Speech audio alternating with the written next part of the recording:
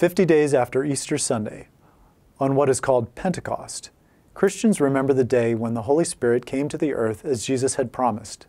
Since Pentecost is so firmly rooted in Germany's Christian traditions, the following Monday, or Whit Monday as it is known in Britain, is also a public holiday on which all shops are closed.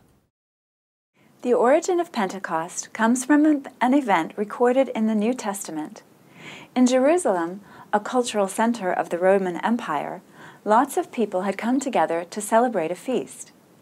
Jesus' friends were meeting in a house when something strange and wonderful happened. The Bible reports it like this. Suddenly, a sound like the blowing of a violent wind came from heaven and filled the whole house where they were sitting.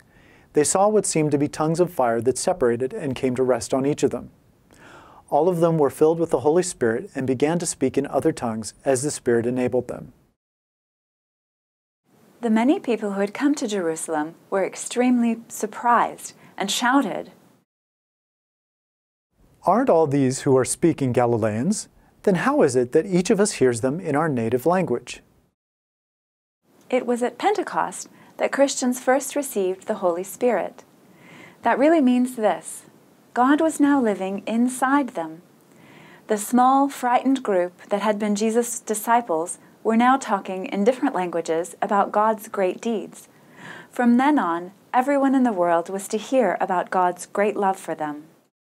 The good news spread rapidly. Lots of people turned their backs on their old way of life. With God, they could let go of their guilt. Now they wanted to begin living a new life. They met regularly in order to learn more about Jesus. They celebrated together and were like one big family. In other words, Pentecost is like the birthday of the worldwide Christian community or church.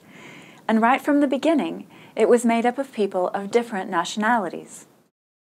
Pentecost has been celebrated in the Christian church since the 3rd century, always on the 50th day after Easter Sunday. The Greek word for 50 is Pentekoste, which is where the English name for the festival comes from.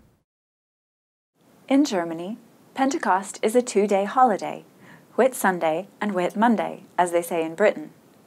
Churches often hold open-air services on these 2 days. People come together to celebrate outdoors because summer is on its way. In contrast to Christmas or Easter, there are only few traditions at Pentecost. Churches are often decorated with young birch twigs, and people like to go for a walk or hike.